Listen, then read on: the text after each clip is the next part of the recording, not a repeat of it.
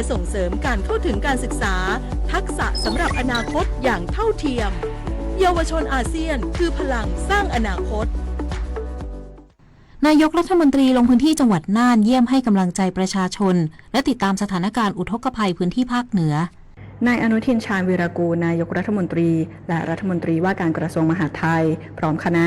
เดินทางจากท่าอากาศยานทหาร2กองบิน6หรือบน6ดอนเมืองกรุงเทพมหานครไปยังจังหวัดน่านเพื่อลงพื้นที่ติดตามสถานการณ์อุทกภัยในพื้นที่ภาคเหนือและภาคตะวันออกเฉียงเหนือรวมทั้งรับฟังปัญหาและความต้องการในพื้นที่เพื่อให้การช่วยเหลือหลังน้ำลดและการฟื้นฟูสามารถดำเนินการได้อย่างรวดเร็ว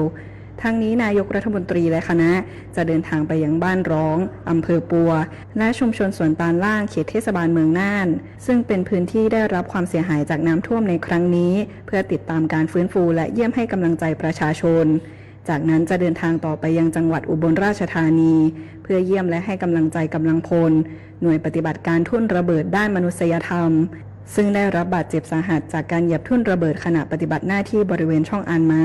อำเภอน้ำยืนจังหวัดอุบลราชธานีเมื่อวันที่17สิงหาคมที่ผ่านมาพานิช คาดนาครายงานจังหวัดสุโขทัยบูรณาการทุกภาคส่วนติดตามสถานการณ์และประเมินแนวโน้มระดับน้ำในแม่น้ำยมหลังมวลน้ำจากจังหวัดพะเยาและแพร่ทยอยไหลลงสู่พื้นที่นายทรงพลสวยสมรองอธิบดีกรมชลประทานพร้อมคณะ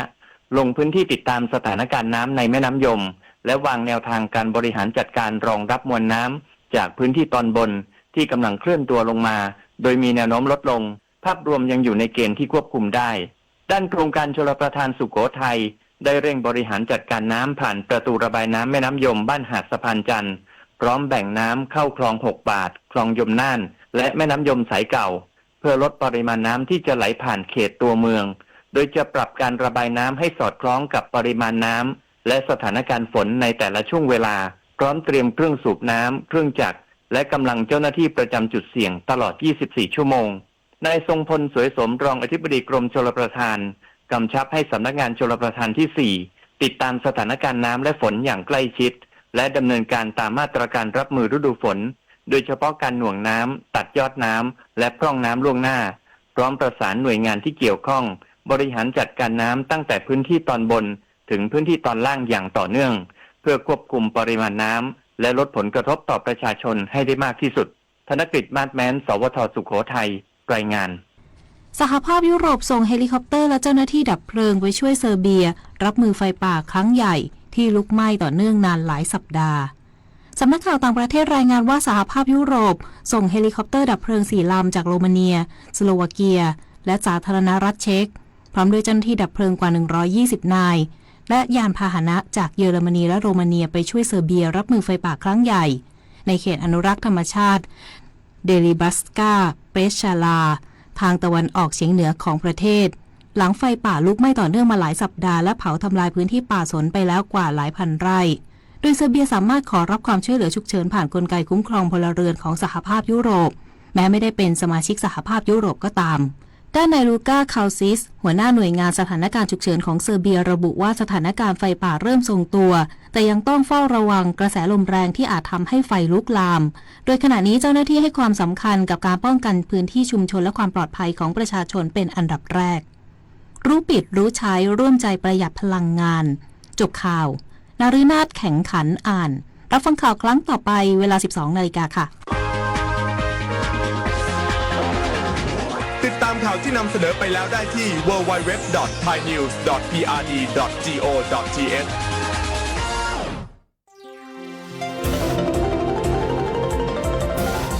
วิทยุแห่งประเทศไทยให้ความรู้คู่ความสุข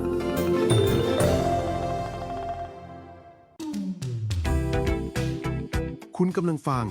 FM 91 MHz สถานีวิทยุกระจายเสียงแห่งประเทศไทยจังหวัดแพร่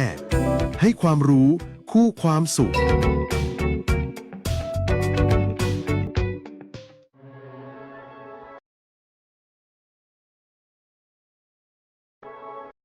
ปัจจุบันบริบทการเคลื่อนย้ายแรงงานระหว่างประเทศของไทยเริ่มเปลี่ยนแปลงจากการเป็นประเทศต้นทางมาสู่การเป็นประเทศปลายทางการเคลื่อนย้ายแรงงานจากประเทศเพื่อนบ้านได้แก่เมียนมา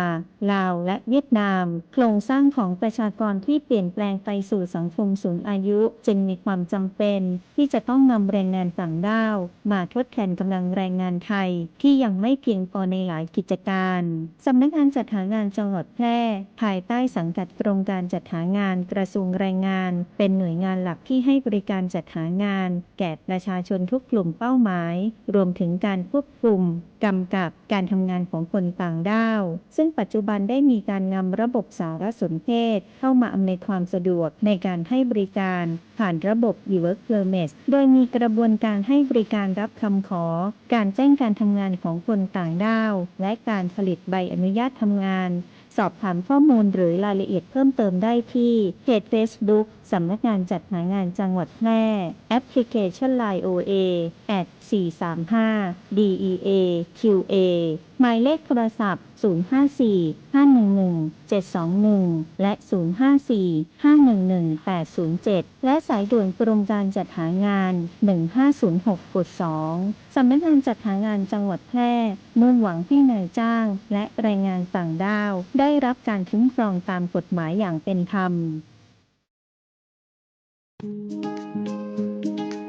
สินเชื่อสวัสดิการเป็นสินเชื่อเพื่อที่อยู่อาศัยสำหรับลูกค้าสวัสดิการที่หน่วยงานทำข้อตกลงโครงการสวัสดิการเงินกู้ที่อยู่อาศัยประเภทไม่มีเงินฝากกับธนาคารไม่ว่าจะซื้อที่ดินปลูกสร้างอาคารต่อเติมซ่อมแซมไถ่ถอนจำนองที่ดินซื้ออุปกรณ์สิ่งอำนวยความสะดวกเพื่อประโยชน์ในการอยู่อาศัยหรือจะกู้เพิ่มผ่อนชำระไม่น้อยกว่า3ปีและไม่เกิน40ปี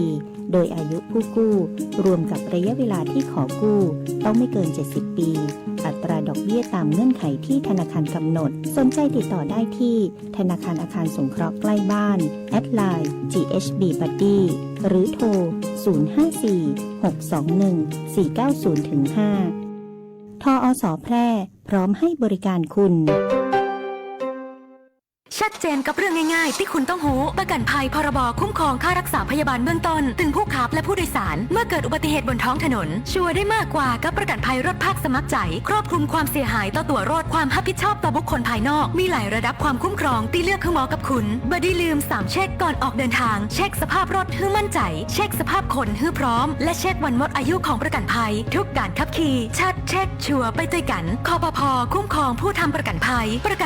คุ้มครองคุณโรคซึมเศร้าเกิดจากความผิดปกติของสมองในส่วนที่มีผลกระทบต่อความคิดอารมณ์ความรู้สึกพฤติกรรมรวมถึงสุขภาพทางกายแต่คนส่วนใหญ่มักจะนึกถึงแค่เพียงอาการหรือสภาพจิตใจที่เปลี่ยนไปจึงคิดว่าโรคซึมเศร้าเกิดจากความผิดหวังได้รับการกระทบกระเทือนทางจิตใจ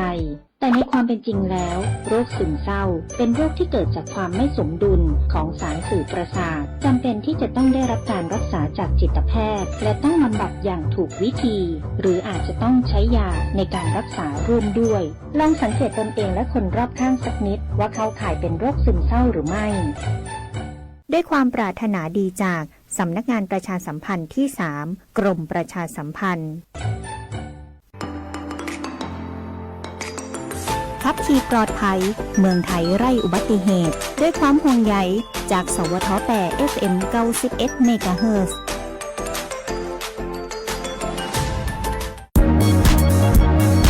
ครอบคลุมกว้างไกลสื่อสารฉับไวฟังสวทแพร่ FM 91 เมกะเฮิรตซ์กรมประชาสัมพันธ์สื่อรัฐพัฒนาคุณภาพชีวิตคนจังหวัดแพร่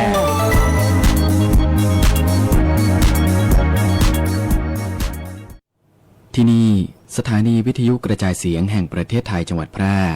จากนี้ไปขอเชิญติดตามรับฟังรายการ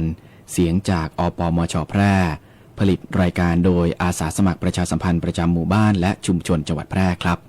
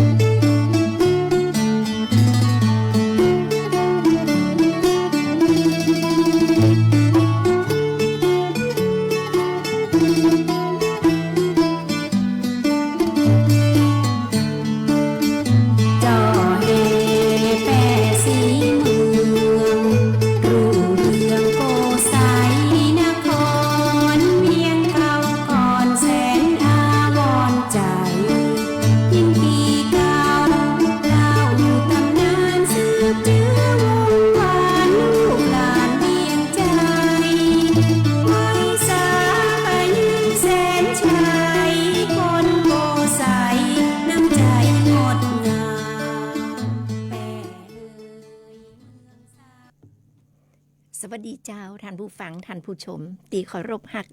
ทุกท่านเจ้าป้ากันเหมือนเดิมนะเจ้ากับรายการเสียงจากอปมช.แปรตั้งสถานีวิทยุกระจายเสียงแห่งประเทศไทยจังหวัดแปรหรือสวท.แปรนะเจ้าซึ่งเป็นเครือข่ายของกรมประชาสัมพันธ์เนาะเจ้าทุกวันอาทิตย์นะเจ้าเวลาก็ประมาณ 11 โมงไปสักน้อยจนถึงเที่ยงนะเจ้าเฮามีนัดกันที่นี่นะเจ้าบ่ได้ลืมกันเน้อเจ้าพ่อแม่พี่น้องท่านผู้ฟังท่านผู้ชมเจ้าก่อนที่เขาจะไปฟังพยากรณ์อากาศประจำวันนี้นะเจ้าวันนี้ข้าเจ้ามาคนเดียว น้องมายุรีเปิ่นบ่สบายนะเจ้าบ่สบายเนาะก็ขอให้น้องมายุรีหายป่วยเร็วๆเน้อนะเจ้าแล้วก็จะได้มาจัดรายการด้วยกันนะเจ้าขอเป็นกำลังใจให้น้องตัวเนาะเจ้าก่อนที่เขาจะไปฟังพยากรณ์อากาศประจำวันอาทิตย์กันวันนี้นะเจ้าเขาก็จะมาขออูถึงเรื่องน้ำท่วมเตรียมอำเภอปัวจังหวัดน่านที่ผ่านมาวัน2 วันนี้นะเจ้าท่านผู้ฟังท่านผู้ชมเจ้าเป็นตีเอ็นดูเนาะเอ็นดูนะเจ้ามีแต่ขี้เปอะขี้โคลนเหมือนกับที่ว่าจังหวัดพะเยากับจังหวัดเจียงไฮ้ที่ผ่านมาและจังหวัดแปรก็เหมือนกันที่โดนตีปีผ่านมานั่นนะเจ้าบางบ้านน่ะท่วมถึงวิดหลังคานะเจ้าเข้าของเสียหายหมดเขาจะหู้เลยนะเจ้าว่าสภาพที่ว่าน้ำท่วมบ้านเนี่ยมันเป็นจะได้นะเจ้าคนที่เคยท่วมอย่างบ้านข้าเจ้านี่ก็ท่วมทุกปีเหมือนกันตีจังหวัดแปรนะเจ้า ท่วมทุกปีคนคลองทุกปีนะเจ้าแล้วก็เสียหายก็ทุกปีเหมือนกันได้บ่เต่าเสียนะเจ้าเนาะเสียหายก็เอ็นดูเปิ้นแต่ว่าตีนานน่ะอำเภอบัวตีผ่านมานี่นะเจ้าเปิ้นบอกว่าขนาดนักเลยนะฮะขนาดนักน้ำมาเร็วนะเจ้าเนาะน้ำมาเร็วเอาขี้เปอะขี้โคลนอย่างมานะเจ้าเสียหายนักขนาดเลยนะเจ้าแล้วก็มีผู้เสียชีวิตตัวนะเจ้าเนาะมีผู้เสียชีวิตตัวแล้วก็มีคนที่ได้รับความเดือดร้อนนะเจ้าความเดือดร้อนตีหนีขึ้นไปอยู่บนหลังคานะเจ้าหลังคาบ้านเนาะเดือดร้อนคนตีเดือดร้อนนี่นักกว่า 30,000 คนเลยนะเจ้าแล้วรถนี่ก็เสียหายนักนะเจ้าพอในหูปในคลิปที่เปิ้นส่งมานี่นะเป็นตีเอ็นดูนะเจ้าเป็นตีเอ็นดูแล้วเปิ้นคนไหนเนาะจะร่วมบริจาคก็ได้นะเจ้าเปิ้นก็รับบริจาคอยู่นะเจ้าแล้วก็ส่งกำลังใจเนาะข้าเจ้าก็ขอส่งกำลังใจคือคนอำเภอปัวจังหวัดน่านนะเจ้าเนาะและจังหวัดที่ใกล้เคียงที่โดนน้ำท่วมนะเจ้าขอเป็นกำลังใจตัวเน้อเจ้าต่อไปเขามาฟังข่าวพยากรณ์อากาศกันเลยเนาะเจ้าพยากรณ์อากาศประจำวันอาทิตย์ที่23 สิงหาคมพุทธศักราช 2569ตั้งแต่เวลา 6 นาฬิกาวันนี้จนถึงเวลา 6 นาฬิกาวันพรุ่งนี้พยากรณ์อากาศ24 ชั่วโมงตั้งหน้าประเทศไทยมีฝนฟ้าคะนองและมีฝนตกหนักเป็นบางพื้นที่บริเวณภาคเหนือภาคตะวันออกเฉียงเหนือตอนบนภาคกลางและภาคตะวันออกเนื่องจากร่องมรสุมพาดผ่านตอนบนภาคเหนือและประเทศลาวตอนบนเข้าสู่พายุโซนฮ้อนนารานะจ๊ะบริเวณอ่าวตังเกียประกอบกับมรสุมตะวันตกเฉียงใต้กำลังค่อนข้างแห้งพัดปกคลุมทะเลอันดามันประเทศไทยและอ่าวไทยขอให้ประชาชนบริเวณดังกล่าวระวังอันตรายจากฝนตกหนักและฝนตีตกสะสมซึ่งอาจจะยังให้เกิดน้ำท่วมฉับพลันและน้ำป่าไหลหลากน้ำล้นตลิ่งโดยเฉพาะพื้นที่ลาดเชิงเขาใกล้ทางน้ำไหลผ่านและพื้นที่ลุ่มสำหรับคลื่นลมบริเวณทะเลอันดามันตอนบนมีกำลังค่อนข้างแห้งโดยมีคลื่นสูง 2-3 เมตรบริเวณที่มีฝนฟ้าคะนองคลื่นสูงมากกว่า3 เมตรส่วนอ่าวไทยตอนบนมีคลื่นสูงประมาณ2 เมตรบริเวณที่มีฝนฟ้าคะนองคลื่นสูงมากกว่า2 เมตร ขอให้ชาวเรือบริเวณทะเลอันดามันและอ่าวไทยเดินเรือด้วยความระมัดระวังและหลีกเลี่ยงการเดินเรือในบริเวณที่มีฝนฟ้าคะนองเรือเล็กบริเวณทะเลอันดามันตอนบนควรงดออกจากฝั่งในระยะนี้ไว้ตัวไว้อันหนึ่งพายุโซนฮอนนาราบริเวณอ่าวตังเกียมีแนวโน้มจะเคลื่อนขึ้นฝั่งบริเวณตอนใต้ของมณฑลกวางซีประเทศจีนในช่วงวันที่24ถึง25สิงหาคม2569โดยพายุนี้บ่เคลื่อนเข้าสู่ประเทศไทยจึงบ่มีผลกระทบโดยตรงต่อลักษณะอากาศของประเทศไทยขอให้ผู้ที่จะเดินทางไปในบริเวณดังกล่าวตรวจสอบสภาพอากาศก่อนออกเดินทางในช่วงวันดังกล่าวตัวนะเจ้าพยากรณ์อากาศบริเวณภาคเหนือมีฝนฟ้าคะนอง60%ของพื้นที่และมีฝนตกหนักเป็นบางแห่งบริเวณจังหวัดแม่ฮ่องสอนเชียงใหม่เชียงรายพะเยาน่านอุตรดิตถ์พิษณุโลกเพชรบูรณ์และจังหวัดตากอุณหภูมิต่ำสุด22ถึง27องศาเซนเซียสอุณหภูมิสูงสุด32ถึง34องศาเซนเซียสลมตะวันตกเฉียงใต้ความเร็ว10ถึง20กิโลเมตรต่อชั่วโมงพยากรณ์อากาศบริเวณจังหวัดแปรมีฝนฟ้าคะนอง40%ของพื้นที่ทัศนวิสัย4ถึง10กิโลเมตรลมตะวันตกเฉียงใต้ความเร็ว10ถึง20กิโลเมตรต่อชั่วโมงอุณหภูมิสูงสุดที่สถานีอุตุนิยมวิทยาแปรตะวานี่วัดได้ 32.6 องศาเซนเซียสอุณหภูมิต่ำสุดที่สถานีอุตุนิยมวิทยาแปรตะเจ้านี่วัดได้ 24.4 องศาเซนเซียสคาดว่าอุณหภูมิสูงสุดบ่ายวันนี้ประมาณ32องศาเซนเซียสคาดว่าอุณหภูมิต่ำสุดเจ้าวันพรุ่งนี้ประมาณ25องศาเซนเซียสวันนี้ดวงอาทิตย์ตกเวลา 18:41 นาทีวันพรุ่งนี้ดวงอาทิตย์ขึ้นเวลา 6:03 นาทีก็ต้องขอบคุณสถานีอุตุนิยมวิทยาแปร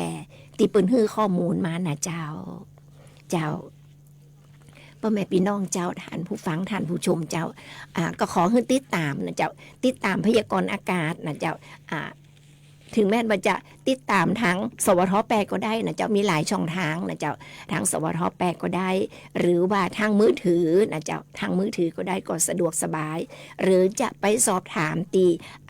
กลุ่มอุตุนิยมวิทยาก็ได้นะเจ้าแล้วแต่ท่านเนาะเจ้าเนาะสะดวกทางไหน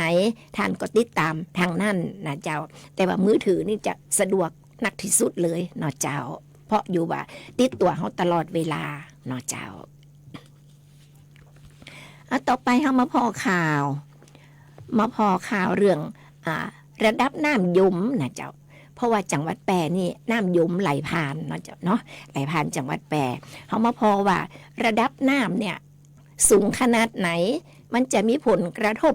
ต่อชาวจังหวัดแปรตีไหนพ่องและเป็นจะได้พ่องอีนะเจ้าระดับน้ำยมเนี่ยจังหวัดแปรนี่มีผลกระทบต่อชุมชนในเขตเทศบาลแปรนะเจ้าในเขตเทศบาลแปรระดับน้ำที่จะบอกต่อไปนี่นะเจ้าคือเฮาอ้างอิงนะเจ้าอ้างอิงตีไว้1สีตีบ้านน้ำโก้งนะเจ้าตีวัดระดับน้ำบ้านน้ำโก้งใกล้ๆกับสวทของเฮานี่นะเจ้าเป็นบอกว่าถ้าระดับน้ำยมขึ้น760เซนนะเจ้าขึ้น7เมตร60เซนนะเจ้า 7.60 นะ 7.60 ก็คือ7เมตร60เซนนะเจ้าตั้งเทศบาลแปรเปิ้นก็จะปิดท่อระบายน้ำตีประตูม้านนะเจ้าประตูม้านแล้วก็ประตูสีจุ่มจริงๆแล้วนะเจ้าน้ำยมตีบ้านน้ำโก้งเนี่ย ระดับน้ำถ้ามันจะประมาณตะลิงนะเจ้าตะลิงเนี่ยประมาณ 8.20 หรือ 8.20 เซนนะเจ้าอันนี้ก็จะเริ่มล้นตะลิงแล้วนะเจ้าแต่อันนี้ที่บอกไปตะกี้เนี่ยคือ7 เมตร 60 เซนนะเจ้า7 เมตร 60 เซนนี่ทางเทศบาลเพิ่นก็จะเริ่มปิดท่อระบายน้ำที่ประตูม่านแล้วก็ประตูสีจุ่มนะเจ้า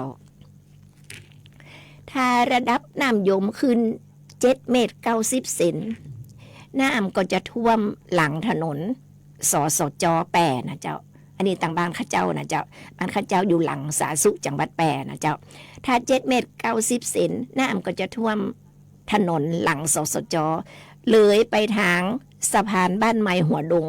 ตีตั้งตาซ้ายนั่นนะเจ้าถ้าท่านเข้าซอย1ไปที่หลังสาสุถ้าท่านเลี้ยวขวาเข้าไปนี่ก็จะเป็นบ้านหัวดงบ้านตาซ้ายนะเจ้าตั้งตาซ้ายบ้านหัวดงนะเจ้าถ้าระดับน้ำขึ้น8 เมตรนะเจ้า8 เมตรน้ำก็จะท่วมในตีลุ่มนะเริ่มท่วมในตีลุ่มแล้วนะเจ้าเริ่มท่วมในตีลุ่มตีติดกับลำน้ำยมบางส่วนของชุมชนเช่นว่าชุมชนบ้านร่องขี้ป่านี่นะเจ้าจะเริ่มไหลเข้าแล้วนะเจ้าชุมชนบ้านร่องขี้ป่านี่ก็จะเตรียมตัวเก็บของนะเจ้าทำ8 เมตรนะเจ้า8 เมตรนะเจ้าถ้าระดับน้ำยมขึ้น8 เมตร 25 เซนนะเจ้า8 เมตร 25 เซนน้ำก็จะเริ่มท่วมถนนซอย1หมู่4บ้านหัวดงนะเจ้าหลังสาสุขจังหวัดแปรเนาะแล้วก็เริ่มท่วมซอยตันอนุสรณ์เล็กน้อยนะเจ้า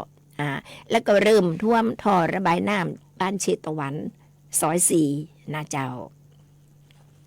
ถ้าน้ำสูง8 เมตร 50 เซนระดับน้ำเท่ากับผิวถนนทางหลงท่าน้ำบ้านร่องขี้ป่าไปตั้งร้านกาแฟซุกโกใสนะเจ้า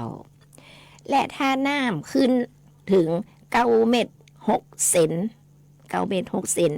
น้ำจะท่วมซอยตันอนุสรณ์ระดับน้ำสูงเท่ากับถนนปากซอยตันอนุสรณ์คือชุมชนเชตวันนะเจ้าชุมชนเชตวัน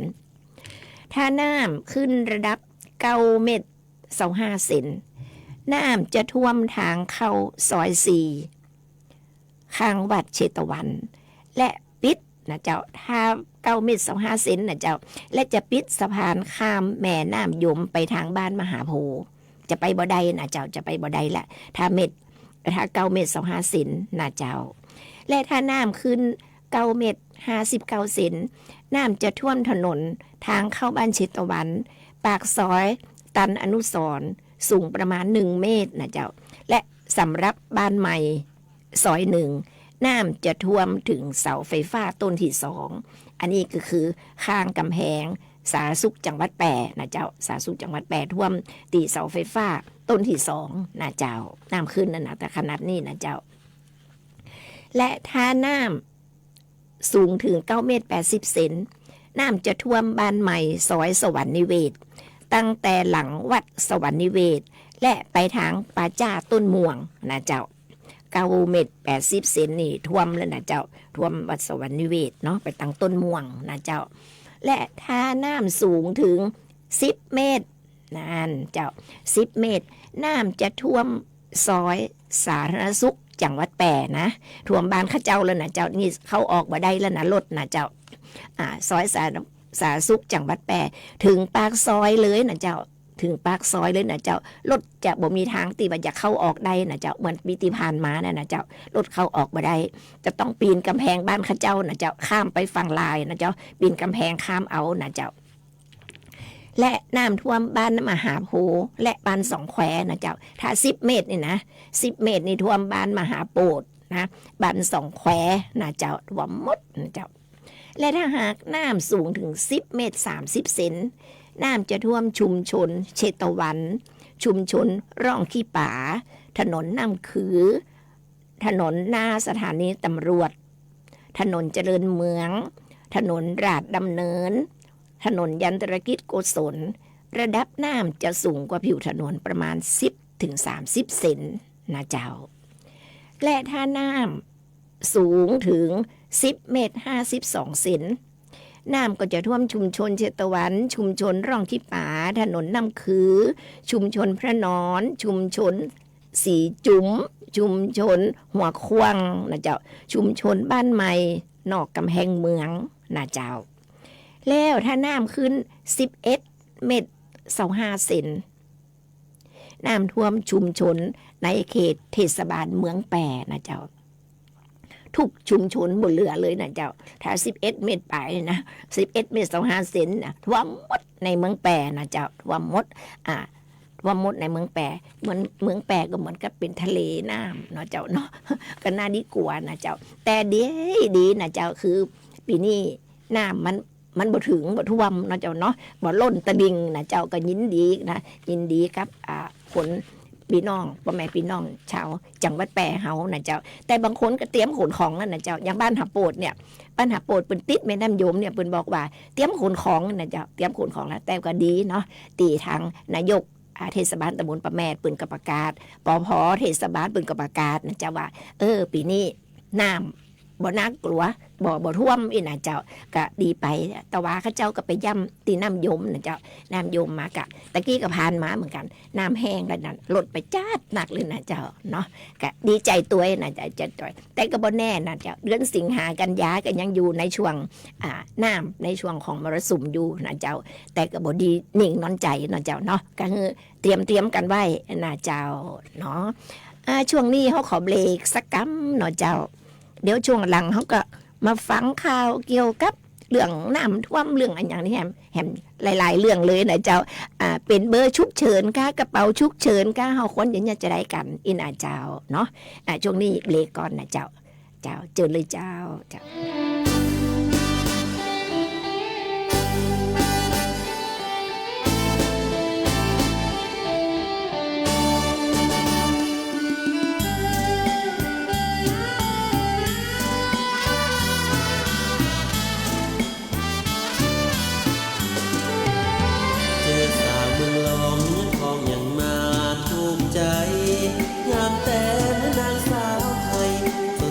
น่าเสียยิ่งอายหนุ่มต่างแดนอยากได้เป็นแฟนจริงๆเจอแล้วปักใจยอดยิงผู้จริงจากห้องหัวใจแต่นักมาไกลฝากใจไว้ที่น้องสาวตัวอายยังนอนหนาวขาดสาวเบิ้งปิงอิงไหลเดียวซอกหาแฟนทั่วแคว้นเขตประเทศไทยก็ยังบ่เจอสาวใดจับใจเท่าสาวเมืองรองงามแต่เหมือนเทพธิดาฟ้าส่งลงมาการดาผิวพรรณดังทองงามเสียงก็หวานนงพรานยิ่งบ่เป็นสองน้ำใจเหมือนจันทร์งามผ่องน้องคือยอดนางในฝันเมืองลองไม่ปองแต่เพียงคนดีหากน้องเมตตาปราณีอายนี้จะมาขอมันขอบุญนำพาการดาเป็นคู่ชีวันจากนี้อายคงสุขสันต์หากแต่งงานกับสาวเมืองลอง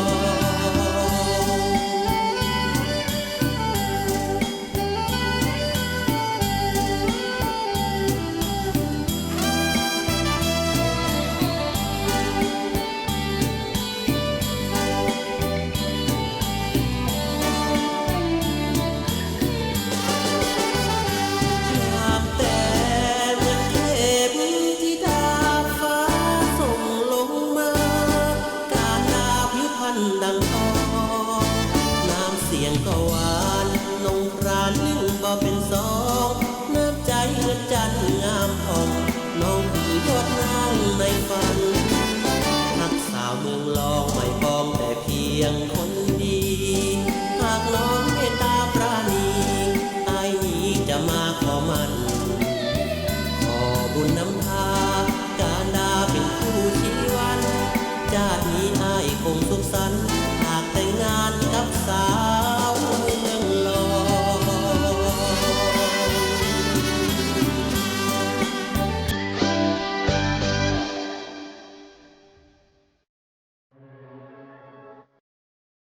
ปัจจุบันบริบทการเคลื่อนย้ายแรงงานระหว่างประเทศของไทยเริ่มเปลี่ยนแปลงจากการเป็นประเทศต้นทางมาสู่การเป็นประเทศปลายทางการเคลื่อนย้ายแรงงานจากประเทศเพื่อนบ้านได้แก่เมียนมา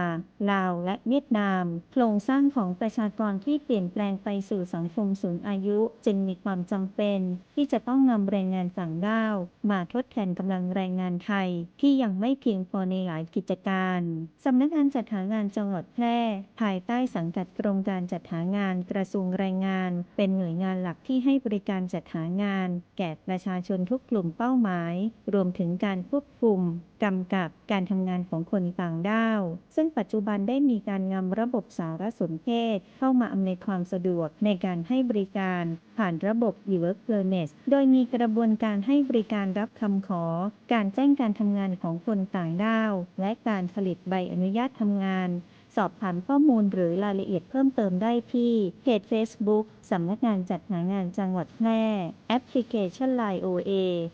@435DEAQA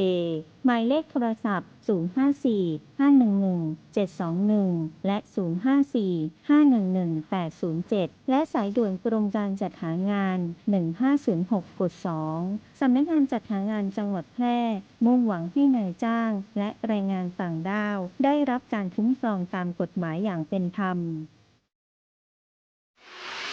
เมื่อถูกมิจฉาชีพหลอกเผลอโอนเงินไปแล้วสิ่งสำคัญที่สุดคือต้องรีบตั้งสติและดำเนินการทันทีขั้นแรกรีบโทรหาธนาคารของคุณเพื่อแจ้งระงับบัญชีที่เกี่ยวข้องทันทีขั้นที่ 2 รวบรวมหลักฐานทั้งหมดและไปแจ้งความกับตำรวจโทร 1441 หากมีข้อสงสัยติดต่อธนาคารแห่งประเทศไทยโทร 1213 มีสติไม่เสียสตางค์ย้ำอีกครั้งธนาคารแห่งประเทศไทยโทร 1213ชัดเจนกับเรื่องง่ายๆที่คุณต้องรู้ประกันภัยพรบคุ้มครองค่ารักษาพยาบาลเบื้องต้นถึงผู้ขับและผู้โดยสารเมื่อเกิดอุบัติเหตุบนท้องถนนช่วยได้มากกว่ากับประกันภัยรถภาคสมัครใจครอบคลุมความเสียหายต่อตัวรถความรับผิดชอบต่อบุคคลภายนอกมีหลายระดับความคุ้มครองที่เลือกคือเหมาะกับคุณบ่ได้ลืม3เช็คก่อนออกเดินทางเช็คสภาพรถให้มั่นใจเช็คสภาพคนให้พร้อมและเช็ควันหมดอายุของประกันภัยทุกการขับขี่ชัดเช็คชัวร์ไปด้วยกันคปภ.คุ้มครองผู้ทำประกันภัยคุ้มครองคุณสายดิบต้องระวังชอบกินลาบดิบก้อยสดเลือดสดหรือหมูกระทะที่ยังไม่สุกใช่ไหมระวังโรคไข้หูดับอันตรายถึงขั้นหูหนวกถาวรหรือเสียชีวิตได้เชื้อแบคทีเรียจากหมูดิบเข้าสู่ร่างกายทางการกินและบาดแผลหากกินหมูดิบแล้วมีไข้สูงปวดศีรษะอาเจียนคอแข็งภายใน7 วันอย่ารอช้ารีบไปพบแพทย์ทันทีป้องกันง่ายๆด้วยคาถาสุกร้อนสะอาดกินหมูปรุงสุกเท่านั้นแยกเขียงแยกตะเกียบระหว่างของดิบและของสุกด้วยความห่วงใยจากสำนักงานป้องกันควบคุมโรคที่ 1 เชียงใหม่กรมควบคุมโรคกระทรวงสาธารณสุข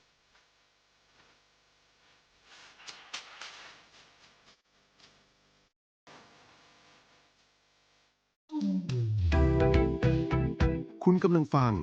FM 91 MHz สถานีวิทยุกระจายเสียงแห่งประเทศไทยจังหวัดแพร่ให้ความรู้คู่ความสุข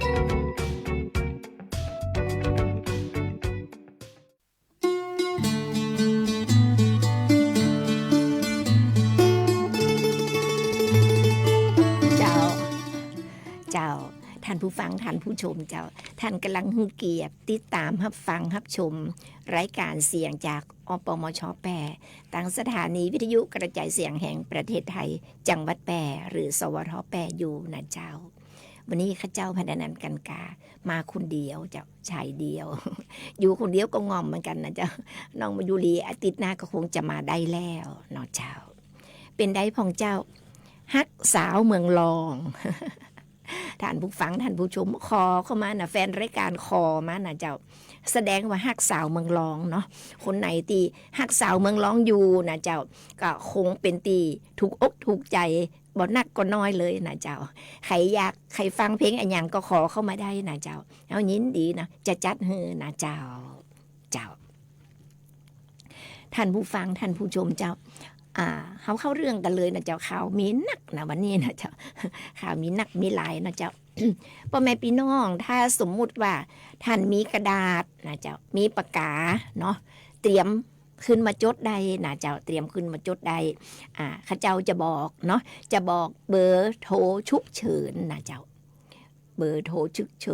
เฉินช่วงช่วยเหลือน้ำท่วมกายนะเจ้าถึงแม้ว่าจะบ่มีเหตุการณ์อะไรอย่างต่างๆเฮาก็จดไว้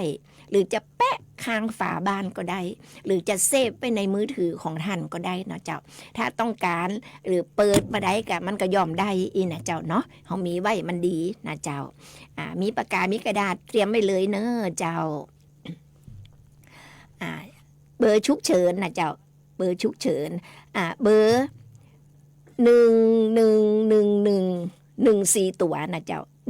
1111กด5อันนี้คือเบอร์ศูนย์ปฏิบัติการช่วยเหลือผู้ประสบอุทกภัยหรือสปภนะเจ้าสปภสายด่วนรีบแจ้งเตือนภัยน้ำท่วมนะเจ้า111114 ตัวนี่นะเจ้าแล้วก็กดเลข5นะเจ้าต่อไปเบอร์1664นะเจ้า1664อันนี้เบอร์สภากาชาดไทยสายด่วนรับแจ้งเตือนภัยช่วยเหลือสาธารณภัยนะเจ้าเบอร์1664นะเจ้าต่อไปเบอร์1182เป็นเบอร์กรมอุตุนิยมวิทยาสายด่วนข้อมูลสภาพอากาศนะเจ้าถ้าใครอยากจะหู้สภาพอากาศวันนี้เป็นจะได้พ้องนะเจ้ากระโทรไปตี1182นะเจ้าต่อไปเบอร์1784เป็นเบอร์กรมป้องกันและบรรเทาสาธารณภัยหรือปภสายด่วนแจ้งเตือนสาธารณภัยนะเจ้า1784เจ้าต่อไปเบอร์1669เป็นเบอร์บริการแพทย์ฉุกเฉินแห่งชาตินะเจ้านำส่งโรงพยาบาลกู้ชีพนะเจ้ารถวีวอยนะเจ้า1669นะเจ้ารถฉุกเฉินนะเจ้าเอาผู้ป่วยส่งโรงพยาบาลนะเจ้าต่อไป1460นะเจ้าเบอร์1460เป็นเบอร์ของกรมชลประทานสายด่วนข้อมูลสถานการณ์น้ำแล้วก็เขื่อนนะเจ้า 1460เจ้าต่อไปเบอร์1146นี่คือเบอร์ของศูนย์ความปลอดภัยกรมทางหลวงชนบทสอบถามเส้นทางน้ำท่วมและขอความช่วยเหลือนะเจ้า1146กรมทางหลวงชนบทนะเจ้าต่อไปเบอร์1677เป็นเบอร์ร่วมด้วยช่วยกันนะเจ้าประสานความช่วยเหลือเนาะประสานความช่วยเหลือ1677นะเจ้าต่อไปเบอร์192เป็นเบอร์ของศูนย์เตือนภัยพิบัติแห่งชาติคือหรือ ICT นะเจ้า ICT สายด่วนข้อมูลภัยพิบัตินะเจ้า192นะเจ้า192ต่อไปเบอร์1193เป็นเบอร์ของตำรวจทางหลวงกรมทางหลวงนะเจ้าและสอบถามเส้นทางน้ำท่วมและขอความช่วยเหลือนะเจ้าเบอร์1193นะเจ้า1193เนาะถ้าพ่อแม่พี่น้องคิดเบอร์บ่ตัวบ่ตันเนี่ยเจ้า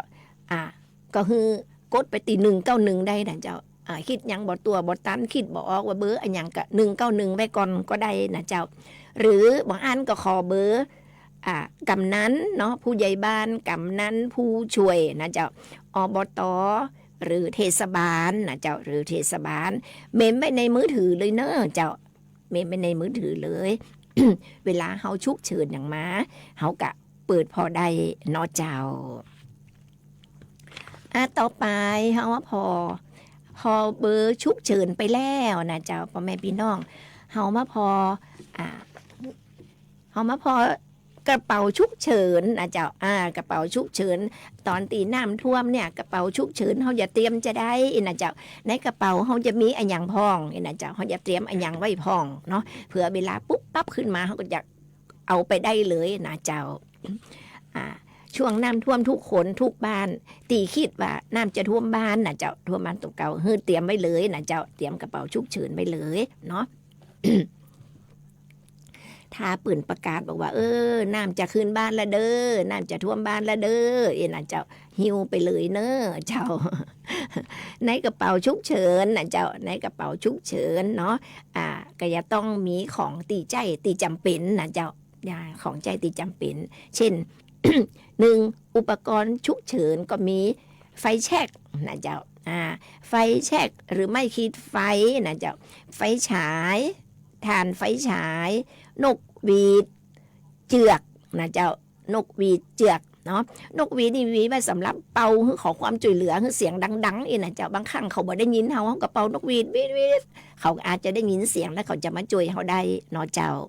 หรือ power bank นะเจ้า power bank ก็น่าจะเตรียมไปเนาะมีดพับนะเจ้ามีดพับเนาะ2ชุดประถมพยาบาลนะเจ้าชุดประถมพยาบาลก็จะมียาสามัญประจำบ้านเป็นยาต่างๆเลยนะยาสปะเลยนะเจ้าตีเขาใจประจำวันเนาะเอาใส่ไปหมดเลยนะจะเป็นบางคนก็เป็นความดันเบาหวานไขมันเป็นกระเพาะอย่างนี้นะเจ็บท้องเจ็บคออย่างนี้นะก็ใส่ไปหมดเลยนะเจ้าอันนี้เป็นยาสามัญประจำบ้านเนาะเจ้า ต่อไปก็เป็นอาหารและก็เครื่องดื่มนะเจ้าอาหารเครื่องดื่มอาหารนี่ก็ควรจะเป็นอาหารแห้งเนาะอาหารแห้งเป็นน้ำกับเป็นอาหารกระป๋องนะเจ้าเป็นน้ำดื่มนะเป็นน้ำดื่มอาหารแห้งอาหารกระป๋องถ้าบ้านไหนมีละออนน้อยเนาะก็จะเตรียมอาหารคือละออนน้อยตัวเนอเจ้า ต่อไปก็ของใจประจำวันเนาะของใจประจำวันอย่างเช่นเสื้อผ้านะเจ้าผ้าห่มสบู่ยาสีฟันแปรงฟันแล้วก็ชุดชั้นนอกชั้นในนะเจ้าเตรียมไปให้หมดนะเจ้าเนาะเตรียมไปพร้อมหมดเลยแล้วก็ต่อไปของมีค่าของมีค่านี่ควรจะพกติดตัวไว้ตลอดนะเจ้าควรจะพกติดตัวไว้ตลอดอาจจะเป็นเป้น้อยๆหรือว่าเข็มขัดตีว่าขัดเอวไว้นะเจ้าเอาใส่ในหันเนาะก็จะเป็นจำพวกบัตรประชาชนนะเจ้าพาสปอร์ตทะเบียนบ้านนะเจ้าเป็นเงินสดเนาะเงินสดหรือสมุดบัญชีธนาคารนะเจ้า แล้วก็กุญแจรถกุญแจบ้านอีนะเจ้าอันนี้ต้องเอาใส่เปติดตัวไว้ตลอดเวลานะเจ้าใส่คาดเอวไว้เลยตลอดเวลาเนาะเจ้าเนาะ แล้วที่สำคัญแห่งอันหนึ่งก่อนออกจากบ้านนะเจ้าทุกท่านเจ้าก่อนออกจากบ้านควรจะตรวจสอบถอดปลั๊กไฟนะถอดปลั๊กไฟตีเฮาบ่ได้ใจบ่จำเป็นจะต้องใจถอดปลั๊กไฟคัดเอาเบเกอร์อย่างจี้นะเจ้าต้องถอดออกทั้งหมดนะเจ้าเนาะเตาแก๊สนะเจ้าเตาแก๊สฮือปิดสนิทนะเจ้าฮือปิดสนิทเลยถ้าสมมุติว่ายกขึ้นบนบ่ไหวอีนะเจ้าก็เอาเจือกผูกไว้ก็ได้เอาเจือกผูกติดกับเสาบ้านของไว้ก็ได้นะเจ้าเนาะถ้ามันยกบ่ไหวมันนักอีนะเจ้าเนาะแล้วก็ข้าเจ้าขอแนะนำแหมอย่างหนึ่งถ้าบ้านไหนน้ำท่วมอีนะเจ้าถ้าบ้านไหนน้ำท่วมขอแนะนำแหมอย่างหนึ่งอันนี้คือเปื่อนข้าเจ้าก็แนะนำมาเหมือนกันนะเจ้าบอกข้าเจ้าเหมือนกันเปื่อนบอกว่าฮือท่านไปหาถุงดำฮือไปซื้อถุงดำอย่างหนาๆนะเจ้าแบบหนาเนาะฮือซื้อถุงดำมาเฮาใส่ประมาณสัก 2-3 จั่นหนึ่งนะใส่ถุงดำซ่อนกันนะ2-3 จั่นแล้วเก็บเข้าของเฮาน่ะเสื้อผ้าก็ดีเครื่องใจอย่างก็ดีเอาใส่ในถุงดำนะเจ้าใส่ในถุงดำแล้วก็มัดปากฮือแน่นนะเจ้ามัดปากฮือแน่นถุงดำบดีฮือมีร้อยรั่วนะเจ้าบดีฮือน้ำซึมเข้าไปได้บดีฮือมีรั่วท่านก็เอาไว้ในบ้านของท่านนั่นนะเจ้าก็ต้องขนขึ้นไปบนก็ได้จันบนก็ได้ก็เอาวางไว้จะจันลุ่มมันตีน้ำท่วมมันนะเจ้าเวลาน้ำลดมาแล้วปุ๊บเนี่ยท่านก็จะไปเตมัดเตแก้ถุงดำเข้าของเครื่องใจของเขาก็ยังอยู่ในสภาพเดิมบ่เปื้อนขี้โคลนบ่เปื้อนขี้เปอะนะเจ้าอันนี้ก็เป็นวิธีแห่งวิธีหนึ่งตีสะดวกแล้วก็ง่ายนะเจ้าเนาะก็ขอให้เตรียมไว้นะเจ้าซื้อถุงดำไว้เผื่อว่าฝุ่นมันจะมาแหมเนาะเจ้าเนาะ เจ้าเตรียมไว้กันไม่ดีกว่าแก้เนาะเจ้าเอาต่อไปเขามาพอข่าว ข่าวเกี่ยวกับเดี๋ยวเนาะมาพอข่าวเกี่ยวกับการเจ็บไข้ได้ป่วยพ่อแม่พี่น้องการเจ็บไข้ได้ป่วยโรคสปะโรคต่างๆเนี่ยมันจะเกิดกับเฮาเนี่ยมันไม่ได้บอกล่วงหน้าก็มีนะเจ้าจู่ๆมันก็มาเนาะจู่ๆมันก็เป็นนะเจ้าโดยที่สังขารเฮาก็ดีเป็นวัยเฮาก็ดีนะเจ้ามันมาโดยที่เฮาบ่ฮู้ตัวนะเจ้าบ่ฮู้ตัวเนาะที่เขาเจ้าอย่ามาอู้มาเอ่ยในวันนี้ก็เกี่ยวกับโรคปวดหัวนะเจ้าโรคปวดหัวเนี่ยส่วนมากคนจะเป็นกันนักนะเจ้าอยู่ๆก็ปวดขึ้นมาอย่างที่ฮะโดยบอกกล่าวมาก่อนนะเจ้าเนาะเฮามาพอเนาะเจ้ามาพอแบบอาการของโรคปวดหัววันนี้จะมี4แบบด้วยกันที่เขาเจ้ามาบอกให้ฟังนะเจ้าเป็นบอกว่าแบบที่1ปวดหัวแบบตุ๊บหรือแห้งเลยนะเจ้าปวดหัวแห้งเลยเนาะแห้งเลยคืออยู่ในกินในบ่ได้อีนะเจ้าเหมือนกับว่าหัวเฮาจะระเบิดเป็นว่านะเจ็บหัวปวดหัวมากเลยเหมือนกับหัวเฮาจะระเบิดอีนะเจ้าอันนี้คือบางครั้งก็บ่เคยเป็นมาก่อนจู่ๆมันก็เป็นขึ้นมานะเจ้าเพิ่นบอกว่าอาการแบบนี้เพิ่นบอกว่าเสี่ยงหลอดเลือดในสมองแตกนะเจ้านั่นก็เสี่ยงเป็นหลอดเลือดในสมองแตกนะเจ้าการปวดหัวแบบที่2เนาะอาการปวดหัวแบบที่2คือปวดหัวแล้วแข้งขาอ่อนแรงนะเจ้าแข้งขาอ่อนแรงบ่ชัดเนาะอาการแบบนี้ก็คือเสี่ยงเป็นอัมพฤกษ์และอัมพาตนะเจ้านะปวดหัวแข้งขาอ่อนแรงนะเจ้าบ่ชัดเนาะเสี่ยงเป็นอัมพฤกษ์อัมพาตนะเจ้าต่อไปแบบที่3ก็คือปวดหัวไข้ขึ้นสูงนะเจ้าปวดหัวไข้ขึ้นสูงคอแข็งก้มบ่ได้นะเจ้าเนี่ยอาการแบบนี้ก็คือเสี่ยงเป็นเยื่อหุ้มสมองอักเสบนะเจ้าเยื่อหุ้มสมองอักเสบเนาะ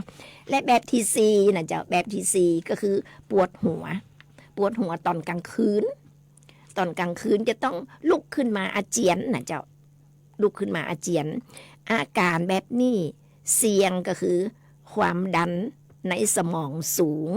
หรือบางอันก็จะเป็นเนื้องอกได้นะเจ้าเนื้องอกท่านที่มีอาการปวดแบบนี้นะเจ้าแบบไหนก็แล้วแต่1 ใน 4เนี่ยเจ้าแบบไหนก็แล้วแต่ท่านห้ามทนอยู่บ้านนะเจ้าท่านจะต้องรีบไปโรงพยาบาลหรือไปหาหมอฮือเร็วๆนะเจ้าเพราะมันอันตรายเนาะเจ้าเนาะไปเดี๋ยวถ้าจ้ามาเขาจะแก้ไขอย่างบ่ตันนะเจ้าเพราะฉะนั้นรีบไปหาหมอเลยบางอันกับห้องรถ1669ที่เขาเจ้าบอกตะกี้นั่นเจ้ารถฉุกเฉินนั่นนะเจ้าเนาะเพราะฉะนั้นอันนี้ก็คือความเป็นห่วงเป็นใยจากรายการอปมช.แปรนะเจ้าช่วงนี้เขาขอเบรกแหมสักกรรมนะเจ้าเนาะเดี๋ยวช่วงหลังเรากำลังฟังข่าวกันต่อแหมเนาะเจ้าเจอเลยเจ้า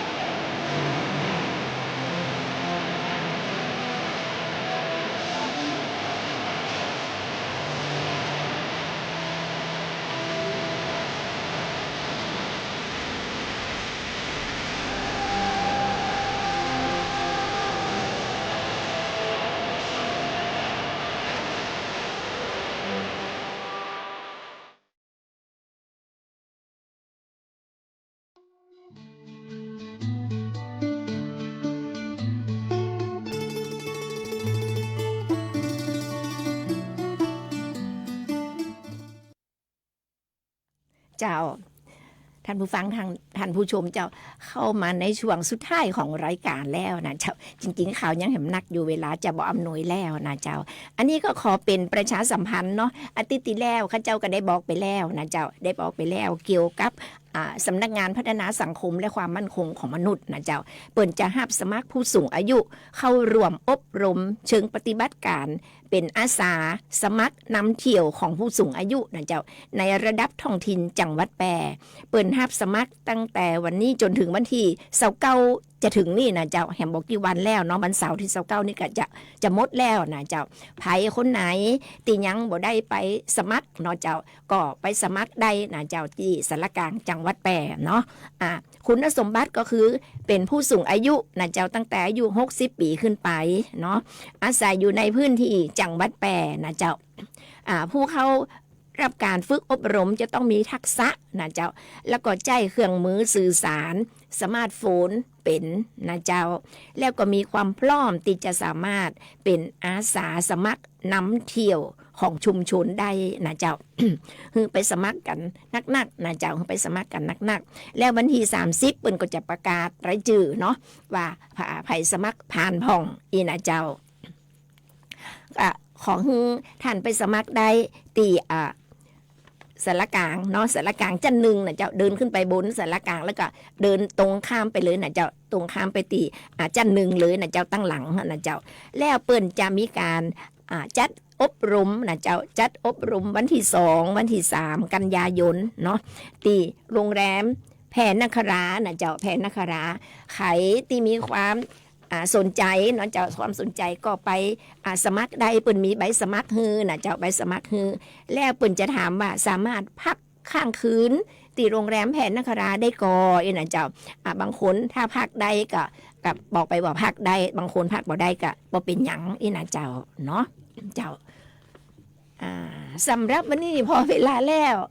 เวลาหมดลงเห็นแล้วนะเจ้าหมดลงเห็นแล้วก่อนจากกันในวันนี้นะเจ้าข้าเจ้าก็ขอบคุณท่านผู้ฟังท่านผู้ชมที่ได้ติดตามรับฟังรับชมรายการเสียงจากอปมช.แปรโดยดีเสมอมานะเจ้า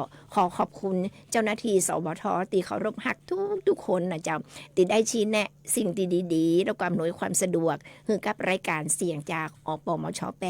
โดยดีเสมอมาเช่นกันนะเจ้าสำหรับวันนี้เวลาหมดเวลาเห็นแล้วข้าเจ้าพันธนันกันกาต้องนำรายการเสียงจากอปมช.แปรกราบคืนไปก่อนนะเจ้าปะกันใหม่อาทิตย์หน้านะเจ้าเนาะสำหรับวันนี้ขอบคุณแล้วก็สวัสดีเจ้า